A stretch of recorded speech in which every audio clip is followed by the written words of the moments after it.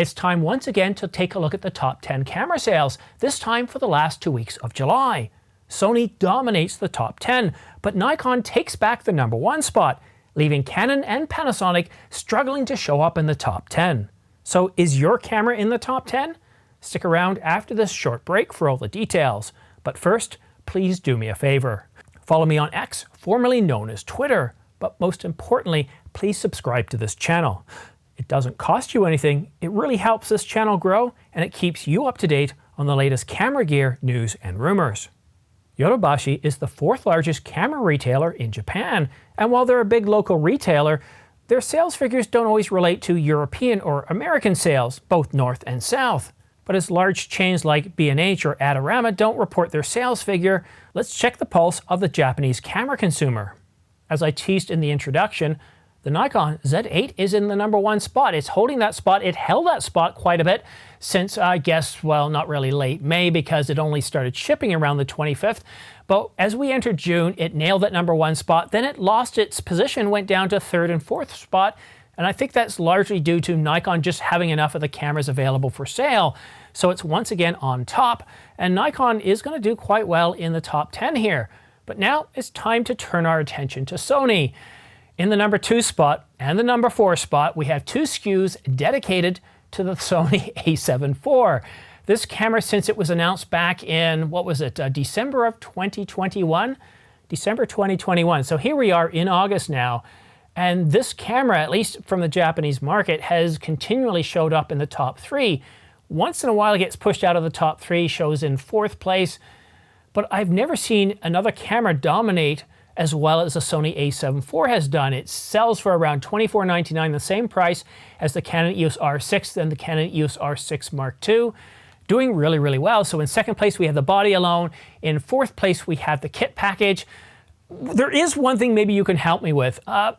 We're coming up to the 2-year point of this camera being released. Now, we're up to the 2-year point when we got the announcement of the a7 IV.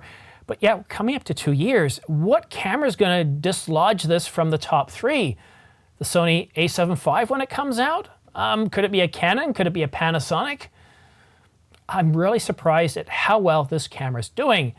And sandwiched between the 2 Sony a7 IVs, we have another Sony, and it's the Sony a6700. But Nikon is also doing quite well in the top 10. We have 2 Nikons, one in 5th place, and that's the Nikon Z50, followed in 7th place by the Nikon ZFC. So Nikon's got 3 cameras in the top 10. That's pretty respectable, at least what we're seeing out of Yodobashi. So who holds that in-between spot? Well, it's another Sony. Can you guess which one? That's right, it's the Sony FX3, which is a video-centric version of the a7S III. Sony really knows how to, well, hammer that return on investment, taking all that technology they put in the Sony a7S III, putting it in the FX3, then the FX30, and, well, I could list off several other cameras that have seen those same specs. All right, and now we go to the only, believe it or not, the only Canon in the list. Now it is the Canon EOS R6 Mark II, a very solid camera, one that was announced early November of last year. And it has done quite well. It's shown up in the top 10, but then all of a sudden it disappears from the top 10. So that leaves us with 2 other cameras. And the next one, it's another Sony. Can you guess which one this is?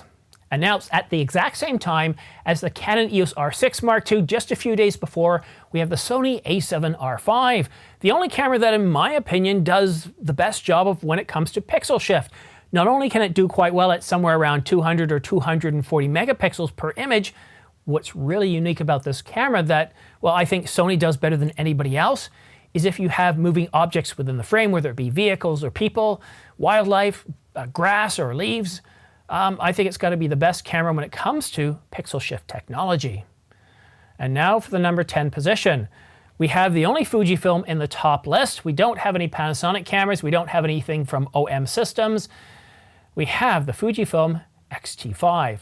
So there you go, the top 10 cameras from Yodobashi for the last 2 weeks of July. Any surprises from your viewpoint? To me, seeing the Sony a7 IV in the top 10 is no longer a surprise. The only surprise or wonderment to me is, when are we finally going to see that camera just drop out of the top 10? It sells very well, and I can assure you, it's not just in Japan that it sells well. In the Americas, in Europe, even in Antarctica, and you can take that to the bank. So the Sony a7 IV sells very, very well. And Canon, what's going on with Canon? Only one camera in the top 10, and this has been a trend for several months now. I know, I hear a lot of people saying the same thing. You know, it's because of those RF lenses. If they don't start approving third-party RF lenses, that's going to be the death of Canon. But you see, that's not what we're seeing from the numbers. Canon is still holding on with something like 48, 49% market share. That's worldwide shipped units. Canon doesn't seem to be having any problems there, and I think I know what's going on here. The Canon EOS R5 Mark II, whether you're following the rumors or not, you know that camera is going to be refreshed within the next 12 months because Canon follows a very standard 3 to 5 year refresh cycle, and with the exception of moving to the mirrorless system, which took 5 years, it's almost always 3 years or 4 years, with most of the time being 4 years.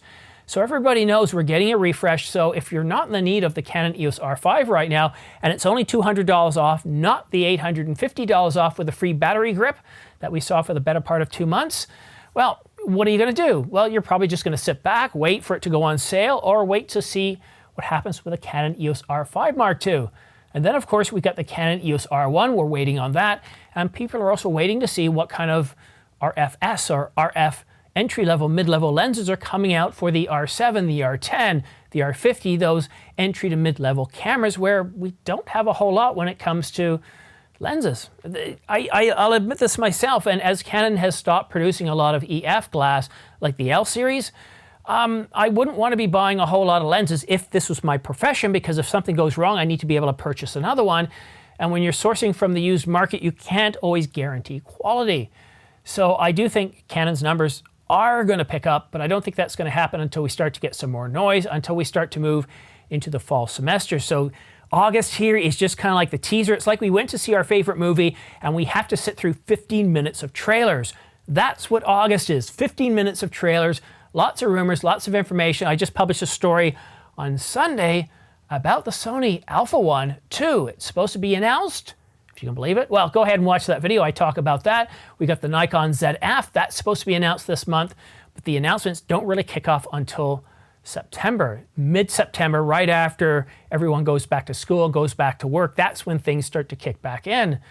But yeah, no Panasonic on the list. And Panasonic, I'm starting to get a little bit worried here. Their face detect autofocus system in the S5 Mark II, really, really big. I'm so excited about Panasonic and what they're going to come out with. But I'm waiting, like you, I'm waiting to see what the S5, not the S5, the S1H Mark II is going to be like, and what the S1 successor is going to be like. Will there be an S1R successor? It's been over 4 years for all of those cameras, almost 4.5 years for the S1 and the S1R. Come on, Panasonic, don't make us wait another year. Give us something in September, October.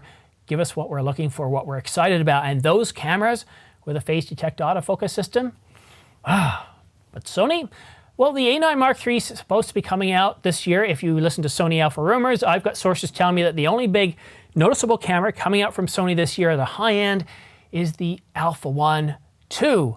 And of course, we're supposed to get a bunch of entry-level, mid-level priced cameras. Nothing too exciting there, just some minor updates, some refreshes. And Nikon, of course, the Nikon ZF. Is this going to be some sort of Nikon Z6 Mark III success, or sorry, Nikon Z6 Mark II successor? Because the ZF is all over the place. Stack sensor, non-stack sensor, single card slot, dual card slot for $19.99 at this point. I have no idea. There's so many sources saying so many things, contradictory. I am curious by this camera just because of the information. I've never seen such contradictory information coming out with very little validated. And when it comes to Sony getting validation, the easiest way to get validation from Sony is wait for announcement day, because rumors have a very, very low success rate of hitting it right. But I am getting very excited for the fall semester. And if you want to help me out, want to help this channel grow, one thing that you could do me a favor, if you're planning on making any camera purchases on Adorama or B&H, please use these affiliate links. They really do help this channel. I get anywhere from 2 to 6% back, depending on who you purchase from. And that money goes to supporting this channel by buying new cameras and gear. It helps me get that stuff a whole lot quicker. I've already committed to getting the R5 Mark II and the R1. So I'm looking forward to that. I want to get some other cameras and start to move into Nikon and Sony as well. And if you want to stay up to date on all the latest camera news and rumors of your favorite camera brands, then go ahead and subscribe, but make sure you also choose all notifications. And for all those minor news stories, all those news stories that aren't quite big enough to have their own separate video, well then go ahead and follow me on X, formerly known as Twitter.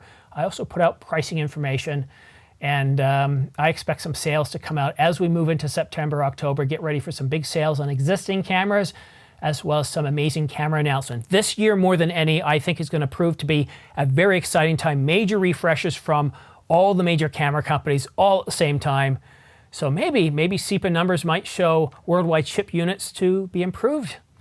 Anyhow, while you're watching this, it's Holiday Monday here in Ontario, and if you're not in Ontario, well then, I hope you have a good day, but if you're in Ontario, have yourself a great Civic Monday. The weather looks to be really, really great here. Saturday and Sunday have been perfect. I was up at the lake yesterday, and I was, well, both lakes, Lake Simcoe and Lake Ontario, and was even on a sailboat. So I had a lot of good time. I had a lot of good time.